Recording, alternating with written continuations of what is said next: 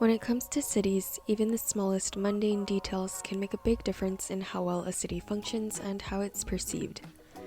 Today, the mundane topic I'm dwelling on is cobblestone. I'm packing for a short trip, and because where I'm going has cobblestone, I'm opting for a duffel, so I'm not this person. But besides considering cobblestone in packing, pavement type is also a surprisingly important consideration in planning. Here's why places opt for cobblestone streets. Romans first invented cobblestone streets made of different sized rounded stones. They helped horses to get better traction.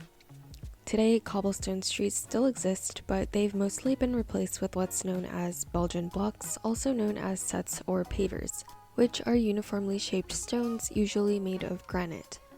For the sake of this video, I'll continue to colloquially call them cobblestone.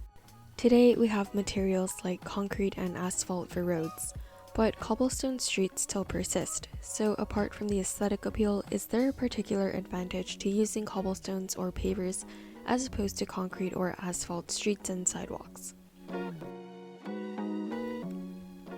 Let's compare. Concrete is most durable, but it's quite expensive and takes a long time to cure. It's also low traction and inflexible. Therefore, it's often used on large infrastructure projects like highways or freeways. Asphalt is high traction, inexpensive with little downtime, but it requires more maintenance. Asphalt is prone to potholes, warping from heat, and cracking from ice. Repairing both asphalt and concrete leaves visible marks. Often it's not economical to repair one pothole on the road, so cities or DOTs will wait until the road has several that need repairing. On the other hand, cobblestone pavement is laborious to lay down, although I did come across this thing, but once it's down, it's easy to fix any damage. The blocks can be replaced individually without having to redo the entire pavement, saving time and costs. In Brussels, I walked outside my flat one day to find two guys doing upgrades to utility lines. Just two guys with their small operation had managed to dig up the cobblestones, mess with their wires, and then put them all back into place in about 3 days. A relatively uninvasive process, and they only blocked off the areas they were working on. In fact, it's because of cobblestone that a lot of areas have been able to put their power distribution lines underground. Several blocks in Georgetown, DC were reverted back to brick for this exact reason. As humans build more, we increase the amount of impervious surfaces, that is, surfaces that prevent rain from naturally absorbing into the ground. It's an important factor in transportation and civil engineering, especially in the context of stormwater management and environmental sustainability. Because when water can't absorb into the ground, that's when you get excessive, often polluted runoff into streams, rivers, and the ocean. It also means less rain going into your natural water table. A large proportion of impervious surfaces come from parking lots, streets, and sidewalks. Cement is an impermeable surface, as is most asphalt. There is a certain type of permeable asphalt, but the problem is that if too much dirt or muck gets stuck in the holes, the asphalt quickly becomes impermeable. But pavers are permeable. They sit on top of sand, and water can pass through them, allowing rainwater to infiltrate through the surface into the underlying soil. This helps prevent the accumulation of water on the road surface, reducing the risk of flooding and improving road safety. By facilitating natural drainage, permeable roads can alleviate the burden on conventional stormwater management systems, as opposed to concrete or asphalt roads which collect water along with oil, sediments, and other pollutants.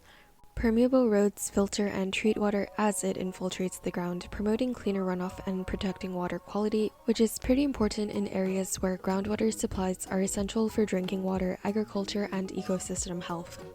For these reasons, in 2015, the Atlanta Department of Watershed Management replaced more than 6 miles of streets near Turner Field with red Georgia brick to combat flooding.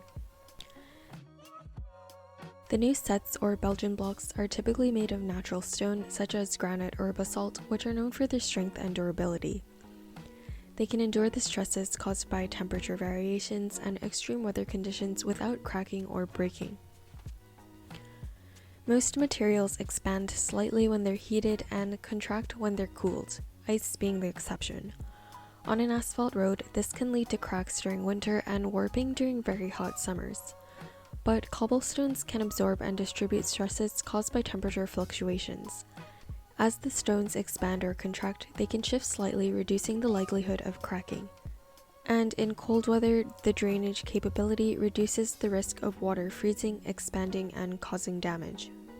It's also interesting because road material does play a factor in the heat island effect, where cities tend to be hotter than their surrounding suburbs. Impermeable surfaces such as asphalt and concrete tend to absorb and retain heat, contributing to the heat effect. Permeable roads, on the other hand, allow water to evaporate and cool the surface, mitigating the heat island effect and improving the overall microclimate. Obviously, the clear choice for highways, freeways, and high-speed roads is either asphalt or concrete. So when you have pavers, I think it psychologically sends the message that you're on a pedestrian prioritized street. Though it doesn't necessarily prevent cars, there's a certain level of discomfort. Cars tend to slow down and make a lot of noise on the surface, alerting pedestrians. In addition to pedestrian streets, cobblestone might be a good option for streets that want to facilitate the transition to a car-free zone. And while stones or blocks aren't prerequisites for a good street, I came across an interesting study. It found that people who live or walk on cobblestone streets have an improved sense of balance and better cardiovascular health, supposedly due to the slight unevenness of cobblestone, which engages the brain and body, particularly reducing blood pressure in adults 60 and over. And of course, aesthetics. It makes sense that historical or tourist-heavy areas would want something nicer than asphalt and more unique than concrete. The city of Edinburgh is largely cobblestone. In 2016, residents actually voted to replace pavers with asphalt. Nevertheless, the city changed its mind, citing the historical and cultural significance as reasons for keeping the cobblestone. But they opted to replace the rounded stones with flat sets, which are more bicycle-friendly even though this costs them quite a bit more money. Their transport convener said, "We have to decide what we value." Well, in America, we value cars, time, and efficiency, and pavers are not exactly conducive to any of those. We see cobblestones in historic areas of the US like Boston or Philly, but for the most part, neither cobblestone nor Belgian blocks are used very much. Concrete and asphalt offer advantages in terms of speed and cost-effectiveness for large-scale construction projects. These materials can be easily produced, transported, and installed using mechanized processes, making them more efficient for extensive road networks. Cobblestones will occasionally come loose or stick up, so they too require regular maintenance to keep the surface even and safe for pedestrians and vehicles. In a litigious society like America, I would assume it opens the city up to more injury lawsuits. And despite the supposed health benefits noted previously, for those using wheelchairs or walking aids, the irregular surface of cobblestone surely isn't ideal. The US has strict ADA standards for accessibility, so although traditional cobblestone is probably out of the picture, these flat-top sets are a good compromise as they can accommodate a wide range of pedestrians and they're bicycle-friendly. Sets can be good options for pedestrian zones, heritage sites, or tourist areas. Though they don't make or break streets in terms of urban planning, they do provide a visual element and certain logistic advantages. The choice of pavement material depends on factors like availability, climate, infrastructure requirements, and cultural considerations. But this can be one tool in the belt of broader sustainable planning initiatives for more livable and resilient cities. Ultimately, the type of surface tells you a lot about what's valued in your area. Speed, walkability, spending more now for greater flexibility later, or spending less now and more in the future. How is your tax money being used? Anyway, this was kind of a random video that was inspired by those two maintenance workers outside my apartment who made me realize that cobblestone provided more advantages than just being aesthetic. But if you happen to have any strong opinions on cobblestone, please do share.